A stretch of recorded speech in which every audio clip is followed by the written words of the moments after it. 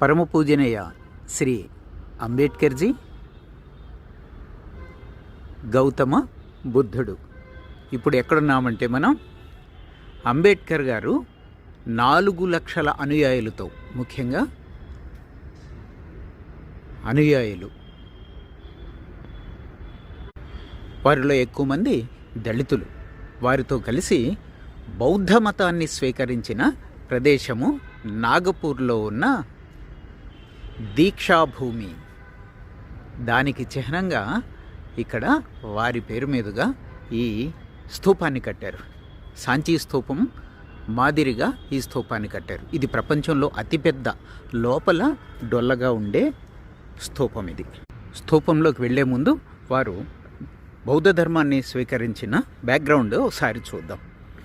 ఆయనకి ఎదురైన వ్యక్తిగత అనుభవాల దృష్ట్యా ఆయన హిందూ ధర్మం నుంచి మతం మారాలని 1935లో ఆయన నిర్ణయించుకున్న తర్వాత ఆయన దుందుడుకు నిర్ణయం కాదది. ఎంతో ఆలోచించారు. 21 సంవత్సరాల పరిశోధన చేశారు ప్రపంచంలో అత్యుత్తమమైన ధర్మం ఏది అని. ఆ పరిశోధనలో ఆయన తెలుసుకున్నది 21 సంవత్సరాలంటే చిన్న మాట కాదు. 21 రోజుల్లో గుడ్డు పిల్లవుతుంది.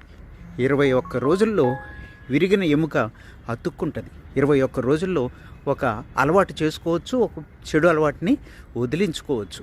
21 నెలలు కానీ ఉంటే ఒక బిడ్డ భాష మాట్లాడగలుగుతుంది.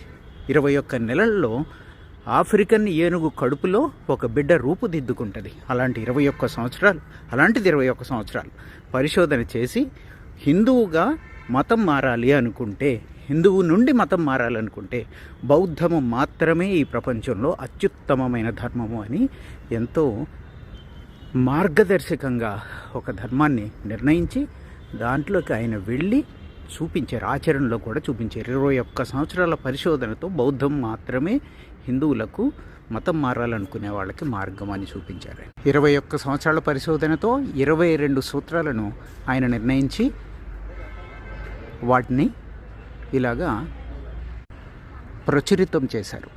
ఇక్కడ కూడా ఒక బోధి వృక్షం ఉంది.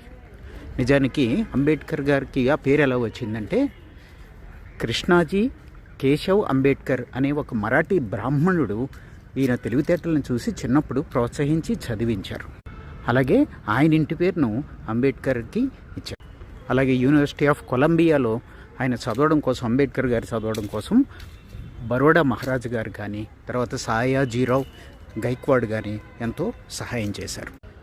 చిన్న వయసు నుంచే అంబేద్కర్లో ఉన్న ఆ